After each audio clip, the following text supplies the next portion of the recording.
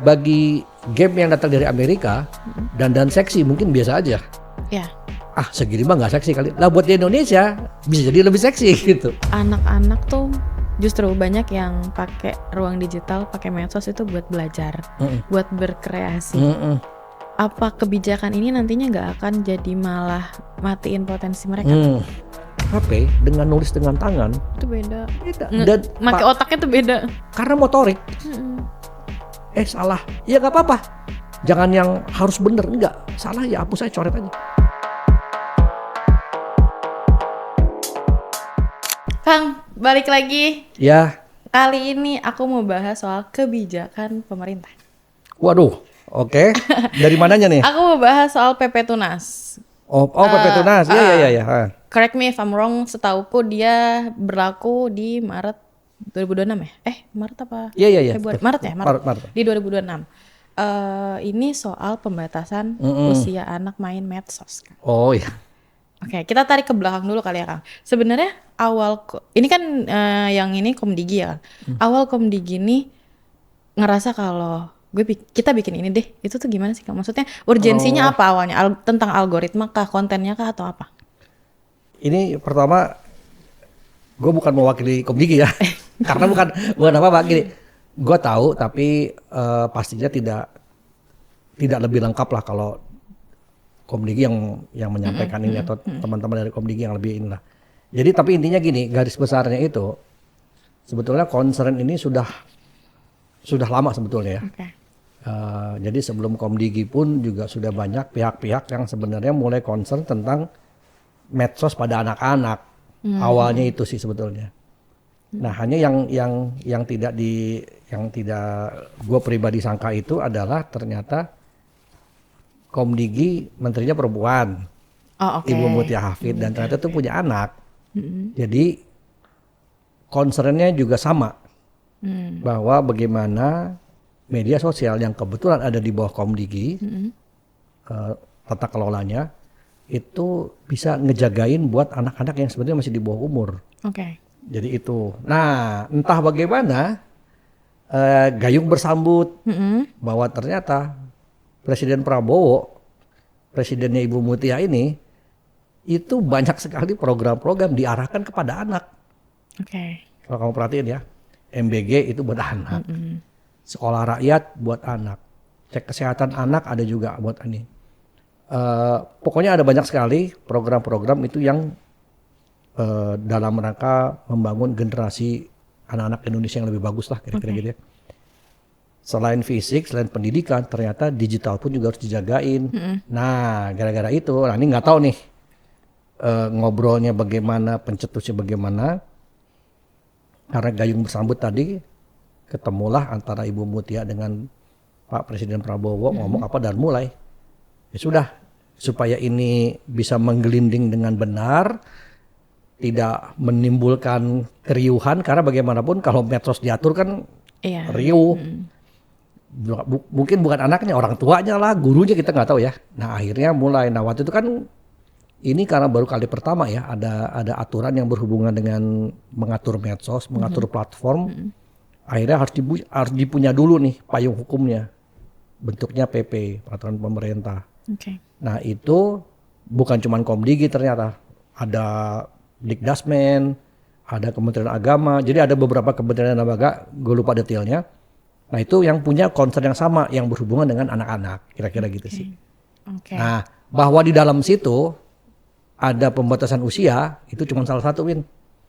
Ternyata ada banyak sebetulnya turunan-turunan. Nah turunan-turunannya itu, pelaksanaan teknisnya itu baru yang tadi kamu bilang, Maret 2026 targetnya.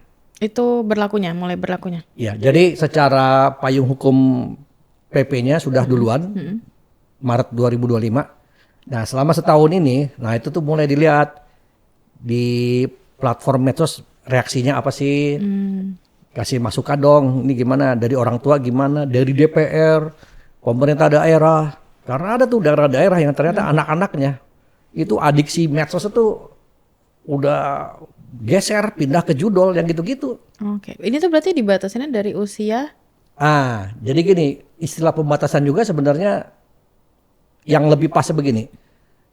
Ini kan ada pembatasan usia medsos 16 tahun ke bawah itu kan gara-gara Australia. Oh iya Australia. Kan ada negara Australia, Malaysia tertarik apa semua itu. Kalau di kita lebih bijaksana lah kalau menurut gue ya. Misalkan begini, jadi ada yang tidak boleh banget karena emang secara perkembangan otak anak ini belum boleh. Nah ini kalau nggak salah SMP ke bawah.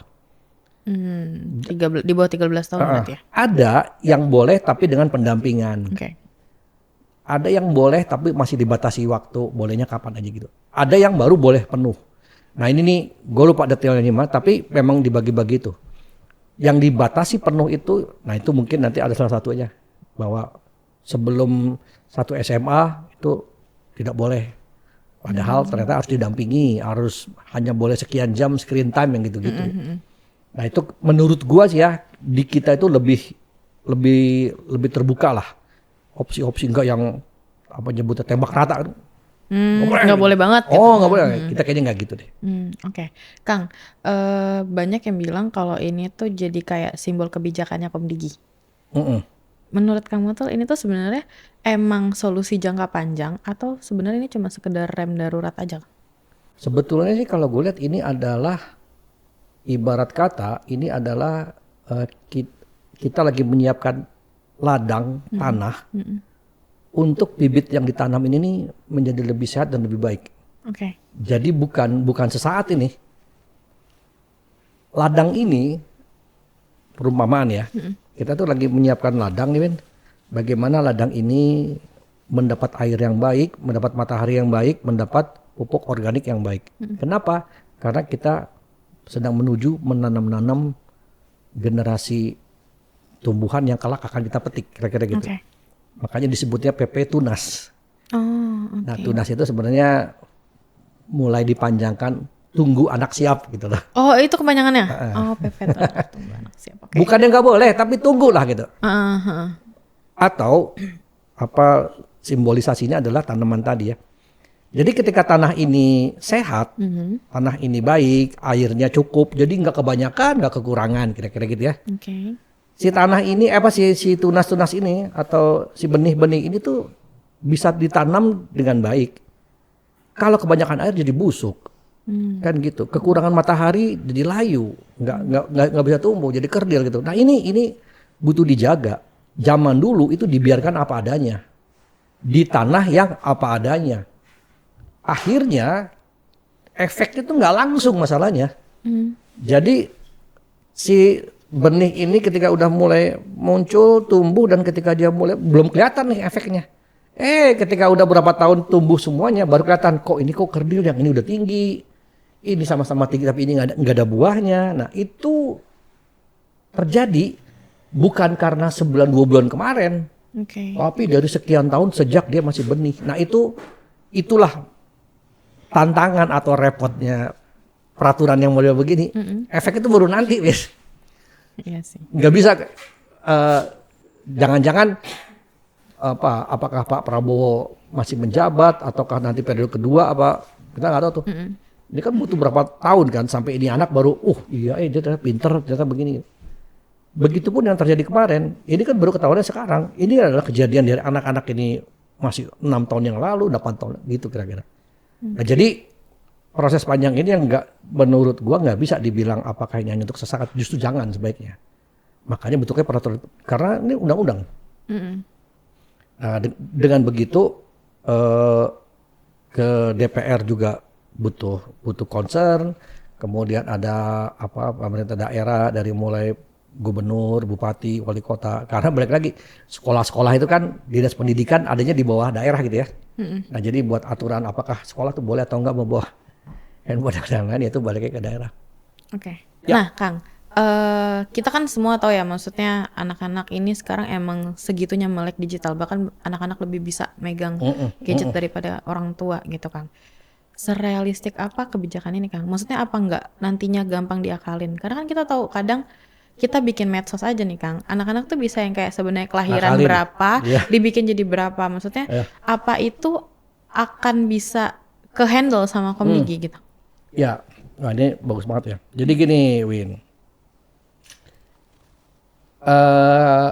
Pemerintah itu itu sebetulnya membuat aturan itu bukan dengan cara yang apa istilahnya tutup sanksi, nggak bisa begitu.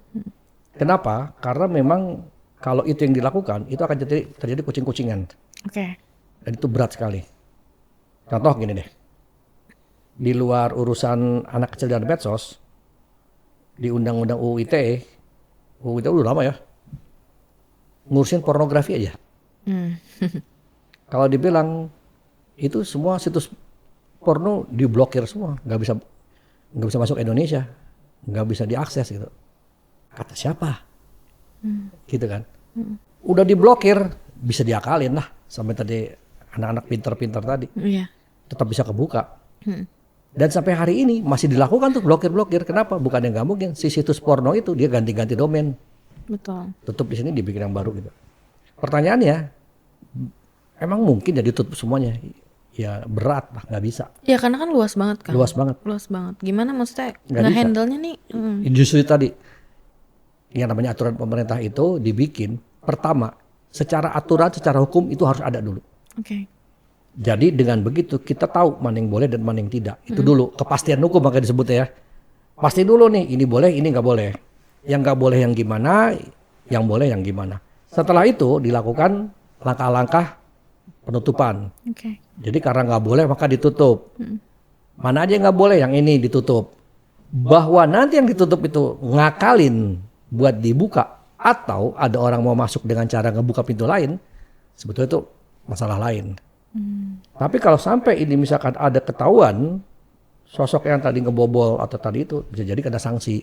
Karena udah ada sih aturan ini. Betul, karena udah aturannya. Nah sanksinya seperti apa? Itu pun ada tahap-tahapnya. Ada teguran dulu, ada ini. Yang mungkin ujung-ujung di penjara, kira-kira Iya gitu. sih benar. Nah sama, kamu bayangin ya membatasi anak-anak megang ponsel atau medsos. Kata orang tuanya, ngapain ngatur-ngatur? Ini secara logika ya. Anak-anak gua kok. Betul. Yang beli handphone gua pakai duit gua sendiri, bukan pakai duit negara kok. Pertanyaannya ngapain bisa ngatur-ngatur kan kira-kira gitu. Karena kan sekarang ya Kang, aku ngeliat banyak orang tua yang biar anaknya diem akhirnya dikasih HP, biar anaknya nggak nangis kasih handphone, biar orang tuanya bisa ngerjain yang lain. Betul sekali. Dan itu emang dari yang aku lihat itu emang berdampak yang cukup sekali. buruk buat anak-anak sih. Makanya banyak anak-anak sekarang speech delay. Betul. Nah pertanyaannya kalau udah kayak gitu terus gimana? Kenapa pemerintah ikut-ikutan ya? Iya. Emang apa ininya? Kayak gitu ya. Jadi gini, ada satu penelitian di Amerika, ini menakutkan sih ya. Menakutkannya gini, bahwa penelitian ini dilakukan itu ketahuan, tidak diduga, terjadi perubahan perilaku pada anak. Oke. Dan perubahan perilaku ini terjadi dimulai sejak tahun 2010. Udah lama ya? Udah lama. Nah, 2010 dan 2012 itu adalah momen-momen di mana perilaku anak itu tuh mulai berubah. Sampai perubahannya ini ekstrim, bahkan radikal. Terbagi jadi dua, anak perempuan dan anak laki. Korban paling banyak itu anak perempuan. Ada yang kena mental, depresi dan lain. Dan celakanya, si anak-anak perempuan ini, si kelompok anak perempuan yang terserang adiksi itu paling ekstrim adalah korbannya mereka bunuh diri. Bunuh diri. Sampai segitu ya? Sampai segitunya. Oke. Yang cowok ngebunuhin orang. Nah sekarang, kalau orang tua tidak tahu apa-apa tiba-tiba anaknya bunuh diri, ini kan udah urusan negara berarti kok kayak gini nih. Iya sih. Nangis-nangis gitu loh apa dan ditanya apa juga nggak tahu anak saya kok baik-baik aja kok. Iya di lu kelihatannya baik-baik aja. Enggak, anak saya di kamar terus kok, justru di kamar terus itu bahaya gitu. Betul. Temannya adalah medsos, temannya adalah komputer, temannya adalah ponsel. Anak cowok, apalagi tingkat paling ekstrim ngebunuhin orang. Lah kan udah makan korban orang lain gitu. Disitulah akhirnya negara. Jadi kriminal ya. Betul, disitulah akhirnya negara butuh turun. Pertanyaannya, kenapa mulai 2010 sampai 2012? Ternyata itu adalah kali pertama di ponsel ada Instagram. Oh iya, aku SMP tuh Kang. Nah. 2010, aku SD. Jangan kamu terdampak. kamu main Instagram kapan? SMP. Oh berarti masih lama. Kebayang kalau kamu makainya SD. Tapi SD aku pakai HP. SD itu zaman BB kan? Jadi gini, BBM. kalau ponsel saja itu ya oke lah. Sebenarnya yang lebih baik adalah medsosnya. Kenapa medsosnya? Jadi gini, Win. Medsos itu sadar tidak sadar adalah sebuah alat yang kita seolah-olah bersosialisasi, padahal kita tidak. Kita merasa saya bisa kenalan, saya bisa ngobrol, saya bisa minta pendapat, minta belajar apa dari medsos. Padahal saya nggak pernah tahu itu akunnya siapa. Saya nggak pernah ketemu. Jadi cara bersosialisasi yang benar itu adalah saya ketemu, saya salaman, kenalan, baru kita ngobrol. Di situ akan ada etika. Kamu manggil gua Kang kan karena lo tahu gua lebih tua. Tapi kalau di medsos kan tidak tahu. Bahkan akunnya bisa ngaku siapa aja. Cowok jadi cewek, cewek jadi cowok. Nah, di saat itu mulai terjadi namanya perubahan perilaku. Perubahan perilaku bahwa yang mereka rasa itu bersosialisasi padahal tidak. Akhirnya mereka merasa aku nyaman kok di sini, dia menyendiri. Diam. Nah, dari situ, dari semua akun-akun yang dia berinteraksi nih, yang katanya sosial tadi, mulai masuk yang sebenarnya nggak pantas buat mereka, nggak pas buat mereka, bahkan mereka nggak siap baca itu. Contoh, nggak baca hal-hal kekerasan, perubahan apa yang membuat ada ancaman. Buat kita sih biasa aja ya, tapi buat anak umur tertentu itu nggak siap secara mental. Bahwa jika terjadi ini maka akan terjadi musibah besar di kota ini dan akan mengancam semua. Hah, berarti orang tua saya juga mati dong. Itu kan belum siap secara ini ya. Bukan masalah boleh tidak boleh baca, kan nggak ada yang dampingin waktu dia baca itu. Kira-kira gitu. Dan nggak ada yang tahu juga akan bereaksi gimana Didi. Betul, dan tiap anak bisa jadi beda ininya. Jadi kan nggak mungkin dilarang. Nah, ternyata penelitian itu merasakan bahwa yang paling benar bukan dibatasi, bukan ditutup. Tapi anak ini emang harus udah deh, jangan baca dulu, jangan akses dulu. Jadi bukan semata-mata karena ponselnya, tapi akses keluarnya, yaitu salah satu media sosial. Nah itu yang akhirnya baru ketahuan, baru tuh jadi concern dan jadi penelitian serius. Yang mempelopori ini sampai mengeluarkan buku itu namanya Jonathan Haidt, yaitu psikologi lah, psikolog mempelajari itu, dia memutuskan ini ternyata bahaya ini. Nah ini di Amerika sudah menjadi kajian banyak orang dari mulai pemerintah, legislatif, sekolah, para psikiater. Jadi ini ternyata berbahaya nih. Jadi fenomena yang sekolah nembak-nembakin orang, kebencian apa semua itu ternyata tanpa sadar itu dipupuk sudah lama. Yang tadi tanah itu, nah numbuhnya brutal ternyata. Nah itu yang akhirnya sudah jadi concern tapi mulai dijajaki. Ketika negara-negara barat udah mulai concern, nah Indonesia mulai barat aja. Komdigi yang mulai inisiatif. Karena apa? Karena ini itu masuk ke digital kira-kira gitu ya. PP Tunas ini ngebatasin anak di medsos aja atau di games juga? Karena kan belakangan banyak game-game yang disalahgunain kan. Dan isinya anak-anak juga. Ya, jadi waktu PP Tunas itu mengarah kepada platform medsos, diiringi, diikuti dengan mulai diatur, bukan mulai diatur ya, mulai dipikirkan bagaimana cara mengelola game. Dan di Asia Tenggara baru Indonesia itu kita bikin yang namanya game rating. Jadi game rating untuk Indonesia. Misalkan game rating itu gini kan, ada kalau di game tuh kamu beli game ya, ini untuk anak usia berapa nih, di bawah umur apa, SMP apa ya. Ada lagi urusan konten. Kalau kilau-kilau makanya hati-hati, ini yang banyak kan ada tuh. Wah ini SMP boleh main tapi siap-siap ya, ini banyak gore nih, darah-darah gitu. Ada warningnya. Ada warning. Tapi itu balik lagi, itu bukan pembatasan dan bukan larangan atau perasaan, enggak. Jadi negara harus hadir. Harapannya apa? Bukan semata-mata buat hanya untuk anaknya. Anak kan makin dilarang makin pengen. Benar. Tapi buat orang tua jadi tahu bahwa ya gak usah khawatir kok, ini game ini sebenarnya hanya begini. Jadi orang tua butuh tahu, ini anak gue beli game apa aja sih? Oh ada game ratingnya. Nah Komdigi mempelopori itu tuh. Jadi game-game Indonesia sekarang lagi diajak untuk kalau lu nggak ada ratingnya emang lu susah juga jualannya kira-kira gitu. Atau game asing masuk Indonesia nanti disamain aja. Karena gini, bagi game yang datang dari Amerika dan seksi mungkin biasa aja. Ya. Segini mah nggak seksi kali. Lah buat di Indonesia bisa jadi lebih seksi gitu. Nah itu saran-saran itu adanya di game rating tadi. IGRS, Indonesian Game Rating System apa namanya. Nah menariknya ketika game rating ini ada di bawah Komdigi, yang pertanyaan kamu nih, apa cuman medsos dan game? Bedanya kalau game itu aksesnya tidak mudah dibanding medsos mah tinggal daftar juga kelar. Iya, benar. Kalau game kan, apalagi gamenya game konsol, bukan di apps ya. Kamu mesti kayak PlayStation, Xbox itu kan konsol.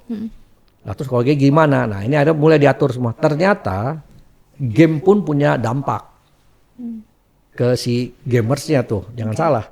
Kalau di bawah anak umur-umur tertentu itu dampak dia kalah main bola gitu. Wah itu bisa kayak orang gila tuh. Parah. Ini belum ngomong taruhannya nih. Mengarah pada judo kan. Akhirnya Komdigi itu bikin yang namanya di selain game rating itu ada kayak pelaporan dan pengaduan kalau anak lu kena adiksi. Gokil ya. Jadi kalau misalkan lu tahu ponakan lu ini kayaknya udah kena adiksi deh. Ini gimana ya? Nah itu ada tuh di websitenya si game rating tadi namanya IGRS. Kalau ada tanda-tanda, tandanya apa aja? Mesti diapain, dari mulai cuman informasi sampai nanti kalau saya mau konsultasi itu kemana? Disediain. Nah itu ada tahap-tahap lah ya. Nah itu yang sekarang baru dilakukan oleh Komdigi. Rasanya sih itu dalam rangka tadi tahun depan Maret itu. Jadi biar sudah lebih disosialisasi duluan lah kira-kira gitu. Kang, dari tadi kita ngomongin soal dampak negatif dari sosmed ke anak. Sekarang di era digital ini anak-anak tuh justru banyak yang pakai ruang digital, pakai medsos itu buat belajar, buat berkreasi. Apa kebijakan ini nantinya nggak akan jadi malah matiin potensi mereka? Iya, jadi gini, ada perangkat namanya ponsel. Ponsel ini tadi kamu bilang apa? Menambah kreativitas anak, menambah produk, kira-kira gitu ya. Nah, gue mau mundur sekarang nih. Ponsel itu pertama ditemukan itu kenapa ada ponsel? Karena untuk membantu produktivitas orang yang bekerja. Pertamanya. Kenapa? Bisa mencatat, paling sederhana tuh. Bisa mengingat tanggalan, ada to-do list lah, ada memo yang kayak gitu-gitulah. Ternyata makin canggih, bisa dipakai buat menghitung. Menghitungnya nggak cuma kayak kalkulator, tapi computing gitu. Apalagi bisa ini. Lama-lama teknologi ini bisa membantu orang bekerja dengan menambah referensi. Sejak bisa online, koneksi, internet dibuka, makin tuh. Pertanyaannya adalah alat ini yang bernama ponsel menambah produktivitas untuk siapa? Untuk pekerja ternyata. Pekerja itu siapa? Orang yang sudah bekerja, yaitu orang dewasa. Bahwa kemudian setelah perkembangannya si ponsel ada aplikasinya nggak cuma pekerjaan tapi ada hiburannya. Hiburannya apa? Ada yang dating apa? Ya dewasa. Ternyata mulai terpikir untuk berarti alat ini bisa dipakai buat anak-anak dong. Nah, mulailah mengembangkan aplikasi untuk anak-anak. Yang belajar dong supaya anak jadi pintar. Mikirnya masih gitu. Ini belum ke entertainment main game nih. Masih yang begitu apa untuk anak. Bener bisa terpakai. Nah, pertanyaannya waktu itu dibikin ada yang jagain nggak? Nggak ada ternyata. Contoh, itu tadi kita ngomong mobil. Mobil itu dibikin pertama kali oleh manusia itu gara-gara menggantikan kuda, kereta kuda. Kenapa? Kesian kudanya. Iya, sama lama dan ribet ngurusin kuda. Benar.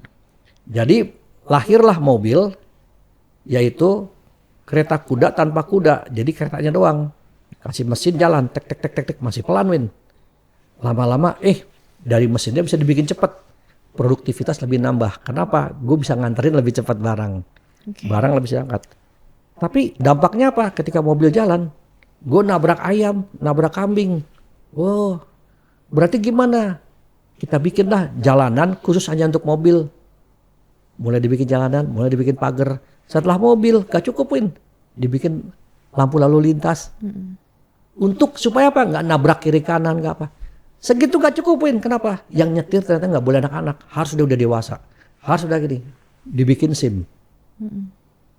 Kebayang nggak? Mobil dipakai untuk produktivitas orang dewasa, dan untuk menjaga supaya nggak nabrak kiri kanan, maka bikin SIM-nya pun dibatasi umur. Sekarang bedanya apa dengan handphone? Dibikin untuk orang dewasa, untuk produktivitas. Pertanyaannya, ada yang bikin jalurnya nggak? Oh enggak, karena kebebasan. Oke. Ada rambu-rambunya nggak? Nggak ada. Dikasih dilarang juga. Website ini 18 tahun masuk aja tuh. Tabrak semua. Lampu lalu lintas nggak ada, marka jalan nggak ada. Pertanyaannya, ada SIM-nya nggak? Surat izin membuka medsos nggak ada. Padahal di jagat medsos itu luar biasa liar, brutal, dan kita nggak pernah tahu siapa. Siapa yang mau jagain? Kalau dibikin batasan, protes. Padahal secara teknologi, secara fungsi itu mirip dengan itu. Bedanya kita nggak ngeh aja bahwa handphone yang kita pakai ini adalah kita berjalan-jalan ke tempat manapun yang kita pengen, bahkan ke tempat yang dilarang sekalipun. Masalahnya nggak ada yang jagain, nggak ada polisi lalu lintasnya, nggak ada ininya. Semua pengen merasa bebas. Jadi sebetulnya itu, kalau anak mau produktivitas, pertanyaannya dibalik. Memang hal produktivitas apa yang cocok untuk anak umur sebegini? Jangan-jangan main di tanah sama teman-temannya. Belajar main musik, calung atau angklung. Itu aktivitas yang produktivitas, yang kreativitas sama. Dia main game. Bentar. Ini game yang mana nih? Sendirian atau beramai-ramai? Enggak, itu beramai-ramai kok online, tapi kan nggak ketemu. Yang terjadi ketika gue kalah, itu gue bisa nyela lu tuh kayak nggak ada batasnya gitu. Betul. Emang sekarang anak-anak yang main brutal. Dan anak yang kalah itu sudah lebih dari berasa dibully. Itu dia mau nangis juga, anak masih nangis kalau udah kayak gitu. Kalah bertanding, kebobolan gitu kan. Susah. Tapi kalau dia main di lapangan, dia sadar bahwa yang kalah kan bukan cuma gue gitu. Yang dia seru ketika kalah, salaman. Maaf ya, kalaupun berantem di lapangan, buat gue itu anak-anak gitu. Iya sih, benar. Nah karena itu ketemu ya. Karena ketemu fisik, kita bisa ngukur. Ketika kamu cuma dorong badannya, mukanya melas, kamu kok tega sih gitu loh. Nah itu adalah fase-fase secara biologi dan psikologi. Anak itu harus di sana gitu. Nah medsos itu tuh kayak shortcut. Apalagi anak-anak generasi ini tadi itu mengalami yang namanya masa era COVID. Apa-apa di rumah, nggak boleh ketemu orang. Itu kan ngeri itu sebenarnya, kesian loh. Dan bahwa itu terjadi efek perilaku atau perubahan pada anak bisa jadi banget. Jadi tidak dalam rangka membatasi produktivitas atau kreativitas sih sebenarnya enggak. Tapi ya lu yakin loh ngasih anak kelas 3 SD naik motor matic ke jalan raya. Itu kan terjadi sekarang. Iya, benar. Itu kan ditabrak semua, langgar semua aturan. Benar. Baru motor matic, belum ngomong mobil. Udah malam sepi kok. Ya udah kayak gitu. Di medsos kita nggak kerasa. Yang jadi korban itu adalah anak kita. Katanya saya baik-baik aja. Coba salam, deng, baru dia kayak berubah. Salaman? Itu coba salim dulu, deng, berubah. Kenapa nih Pak, anaknya baik-baik aja kok di kamar terus? Ternyata dia punya masalah dengan psikologi sosial. Ya gitulah. Kang, ngomongin soal pendampingan. Berarti kan yang paling dekat yang bisa ngedampingin anak ini kan orang tua ya Kang? Oke lah kalau misalnya orang tua yang melek digital, yang ngerti segala macam, yang saya harus dampingin yang ini, gue harus dampingin yang ini. Gimana kalau orang tua yang nggak ngerti sama sekali? Yang maksudnya yang anaknya aja bisa lebih paham daripada si orang tua, itu gimana cara dia ngedampinginnya Kang? Nah itu dia. Jadi kenapa ada aturan atau pemerintah atau Komdigi itu berinisiatif dengan aturan ini semata-mata karena itu, Win. Jadi sadar tidak sadar Indonesia dengan sekian ratus juta rakyat ya, ini nggak semuanya bisa buka email. Iya, suka nggak suka, nggak semuanya bisa buka medsos. apalagi untuk generasi ya orang-orang tua kita gitu ya. Itu susah. Nah sekarang terus gimana dong? Nah disinilah ceritanya si Komdigi ini tuh mau nggak mau harus hadir, harus terjun. Nggak mungkin hanya mengandalkan si orang tua. Kalau orang tua nggak ngerti, korban ya anak nih, nggak mungkin. Akhirnya apa? Guru juga harus sadar. Guru, pembimbing, misalkan ada pembimbing, ada kayak apa? Suster gitu. Itu juga harus ikut jaga. Nggak bisa harus sampai kepala sekolah. Nggak bisa harus sampai kepala dinas pendidikan. Jadi yang jaga itu berlapis-lapis. Iya kan, jadi ada banyak pihak ya kan? Harus, nggak mungkin nggak. Maksudnya gini, ngandelin orang tua doang, orang tua aja nggak ngerti, orang tua turun ke sawah, boro-boro kepikiran gitu ya, nggak bisa. Tapi gurunya harus jagain. Guru bisa jagain kalau kepala sekolahnya jagain. Kepala sekolah bisa jagain kalau kepala dinas pendidikannya jagain. Nah ini mundur ya terus ya. Sampai nanti ke ada undang-undangnya ada yang undang-undang daerah, ada undang-undang pusat. Sampai, nah kebetulan ini sampai ujungnya presiden gitu loh. Kalau yang Indonesia ya, karena ini urusannya Pak Prabowo sendiri tuh yang harus ada nih. PP namanya PP Tunas. Kamu yang jalani ya si Komdigi. Bersama siapa? Ada tuh yang tadi. Jangan-jangan Kementerian Agama, ya haruslah bikin kegiatan keagamaan yang nggak usah pakai handphone misalkan gitu. Gue yakin nanti tuh nggak akan ada lagi tuh tugas-tugas dari guru yang memanfaatkan ponsel atau medsos. Sekarang anak-anak bikin tugas, anak-anak tuh sekarang nggak nyatet, Kang. Nggak nyatet di buku. Betul. Aku tuh zaman sekolah masih yang nyatet apa-apa dicatat. Aku tuh ngeliat anak sekarang, loh kok di HP gitu. Tapi itu kan lebih efektif, betul. Tapi anak-anak itu harus mengalami masa tidak efektif memang. Dia ngomong bukan gua, si Jonathan Haidt ini. Jadi anak dalam perkembangan otaknya, Vin ya. Jadi itu adalah masa-masa yang disebut golden apa gitu ya. Golden age, usia ke masa di mana otak si anak ini itu lagi rewiring. Rewiring itu jadi putus nyambung. Kira-kira gitu ya. Kenapa putus nyambung? Dia lagi mencari yang paling benar dan paling efektif, yang paling bagus tuh yang mana. Contoh gini, dia makan nggak cuci tangan, sakit perut, dia sakit kan, nangis dia, aku sakit perut. Jangan dicegah, tapi dia akan belajar bahwa tuh gara-gara kamu makan cuci tangan. Putus tadi tuh, tes nyambung, cuci tangan. Dia jahatin orangnya jadi nangis. Tuh kamu kesian tuh, dia nangis tuh. Tapi kan aku kan nggak salah gini-gini.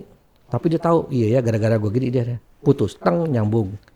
Akhirnya akan ada fase di mana yang salah itu putus ke yang benar. Sekarang bayangin kalau dia tidak pernah berbuat salah, atau dia tidak tahu mana yang salah. Rasanya benar-benar aja semuanya. Iya benar. Itu bahaya. Kenapa? Dalam proses belajar dia harus mengalami yang namanya salah. Dia harus mengalami yang namanya kesel, ini lengket tanah. Ya harus.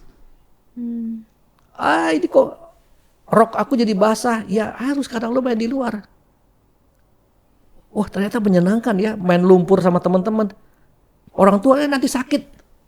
Nanti akan sembuh sendiri kok gitu. Tapi anak harus mengalami itu. Benar. Lari-larian, seru bersama teman-teman. Jadi melakukan bergerombol itu adalah hal yang asik.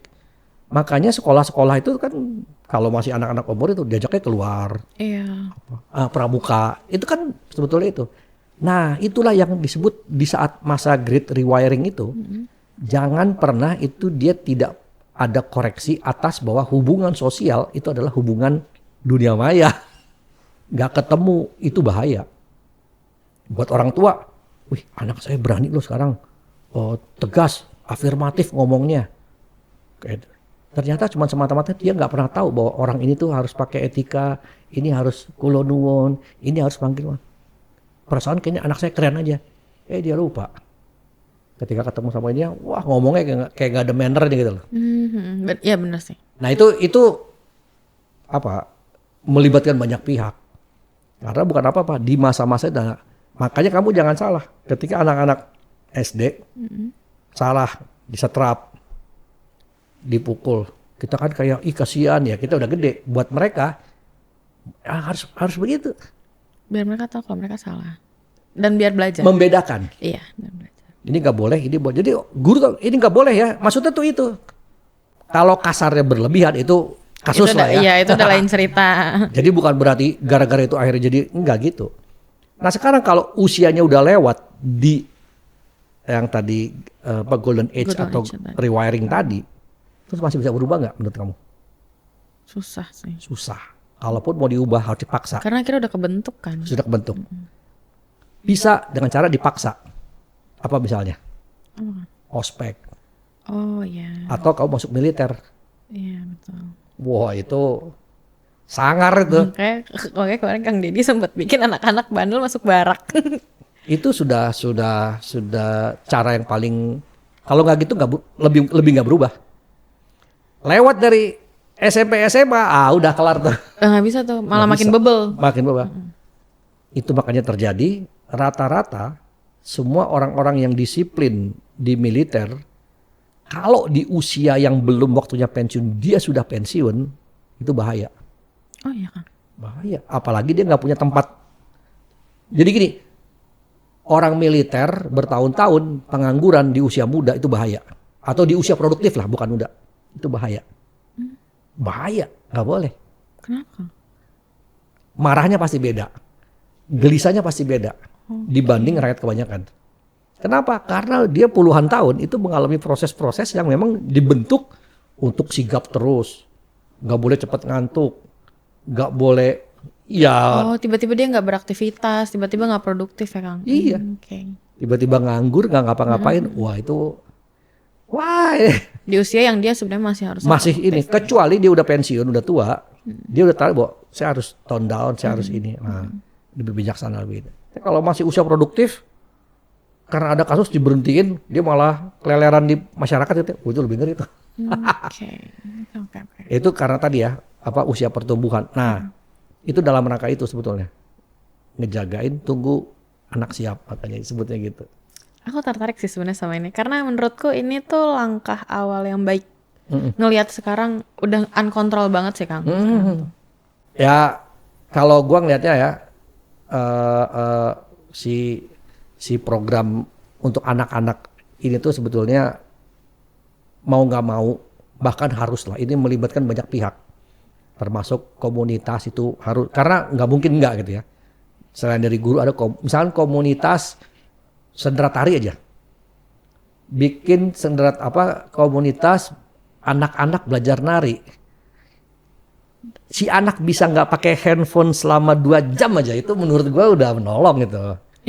Iya, apalagi si anak perempuan katakan ya, mau perempuan mau laki lah, dia menemukan keasikan ikutan sekolah tari ini atau itu bagus, senang gambar, nggak nulis dengan HP, dengan nulis dengan tangan itu beda. Dan pakai otaknya tuh beda. Karena motorik. Salah, ya nggak apa-apa. Jangan yang harus bener, enggak salah ya hapus saya, coret aja. Tapi dia mengalami mau jelek mau bagus itu kan nggak penting, tapi dia harus. Dan itu lebih masuk loh ke kepala tuh. Nah itu maksudnya nggak mungkin itu dilakukan oleh pemerintah. Dikdaspen juga nggak mungkin nyegah anak mau pakai. Tapi kalau misalkan ada sanggar atau di perumahan ada nih komunitas bikin puisi di alam, anak-anak aja ikutan, tentu jadi lain. Dan menurut gua sih berharap yang kayak tadi kamu bilang kamu tertarik ini, syukur-syukur ada nanti tuh kayak komunitas kebudayaan, jadi menarik si anak yang tadi apa-apa ponsel ini ke kebudayaan, main alat musik, nah itu seru tuh. Dan main alat musik bareng itu menurut gua anak-anak pasti seneng, kira-kira gitulah. Dari aku ya sebenarnya ini langkah buat nyiapin anak. Mereka ada di usia yang siap buat make hal-hal. Kamu udah punya anak belum sih? Kang, nikah aja belum. Jangan kode tuh. Jauh ya. Jauh. Kenapa aku bilang aku tertarik sama kebijakan ini, karena menurutku setidaknya kita bisa kasih ruang yang anak-anak siap buat ngenal dunia sosmed, karena sekarang kan emang tadi aku bilang ini udah uncontrol banget. Any closing statement Kang dari Kang Moto sebelum kita tutup? Kalau gue sih gini ya, saya tadi tertarik malah ketika kamu bilang kamu tertarik, gue sangat berharap ada banyak pihak dari mulai orang, kelompok, grup sampai komunitas itu ya, itu yang punya ketertarikan yang sama dengan memperhatikan anak-anak ini dengan ponsel dan dengan medsos. Bukan dalam rangka untuk mengkerdilkan pengalaman mereka, justru enggak. Justru membuka seluas-luasnya bagaimana anak-anak ini harus tahu yang namanya main apa tuh, entah itu main congklak lah. Iya, karena ini aku belum punya anak nih, tapi kenapa aku tertarik? Karena aku ngeliat anak-anak sekarang tuh, ya asik sendiri ya. Iya. Aku tuh ngerasain main bekel, main congklak. Anak-anak sekarang tuh ngumpul enggak. Sekarang main HP, semua pada duduk main HP gitu. Kayak Padahal ini ya, bener banget. Anak-anak itu di masa pertumbuhan tadi, jadi gini, emang urusan apa? Urusan otaknya itu ternyata otaknya itu nggak cuma sensor tapi motorik. Jadi ini badan harus gerak. Anak ini harus capek, harus keringetan. Kesandung tuh membangun sensor. Kesandung, kepleset. Kalau enggak, itu sensornya nggak akan pernah aktif. Makanya orang tua dulu tuh ngomong, Pak, kalau anaknya jatuh nggak apa-apa, biar cepet gede. Nah, itu. Kejedot. Mejanya disalahin tuh ya. Tapi itu sensor sakit. Sekarang kalau kamu inget-inget deh, kamu pernah merasakan sakit yang kamu rasain sekarang, kecil ngerasain. Perasaan kayaknya sakit biasa aja sih. Enggak berasa juga lagi. Kok dulu gue lebay banget ya? Bukan lebay. Kok dulu sampai nangis-nangis banget ya? Kayaknya hidupku tersiksa, aku tak berdaya. Semata-mata supaya nyokap mendekat kita. Itu kan ya memang di umur sebegitu, sensornya masih di sana. Dulu gue inget, gue masuk angin aja ke sempoyongan. Itu rasanya dunia berputar-putar kayak yang aku tidak berdaya. Itu nyokap gue gak boleh pergi. Aku sendirian. Gak ada, aku tidak dipedulikan. Makanya kan sekarang kalau anak jatuh, itu kalau misalnya ada orang tuanya nangis tuh, tapi kalau enggak. Nah sekarang kamu bayangin.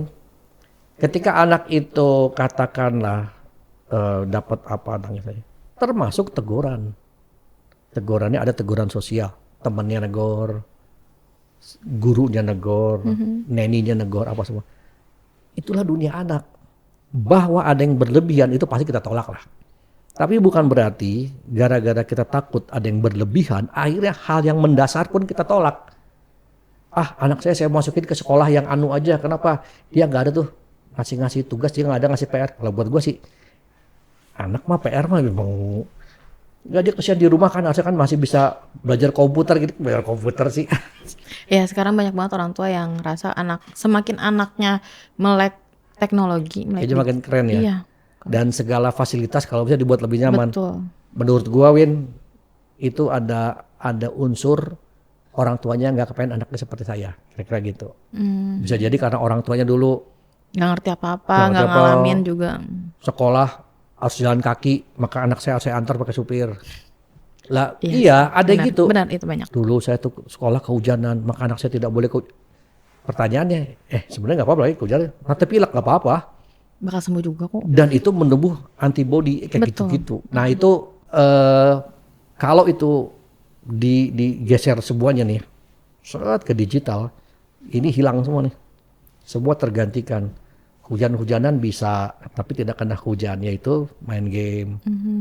Mau kemanapun, mau ketemu orang, mau ngomong apa. Dan semua ini lewat seolah-olah anak saya pertumbuhannya selesai. Padahal dia lagi terjebak di dunia digital tadi. Ngeri ya. Jadi intinya biarin anak-anak ngalamin apa yang harusnya mereka alamin di umur mereka. Yes. Mantap kan? Ya itu kira-kira. Kita lihat nanti kebijakan ini pas berlaku ya Kang. Oh iya, gimana respon masyarakat, netizen, orang tua. Mungkin semoga Vindi juga bisa bantu lah nanti jadi apa gitu. Tapi ini keren sih Kang. Oke, nanti kita ketemu lagi Kang. Kita bahas-bahas yang lain lagi. Terima kasih Kang. Bye-bye.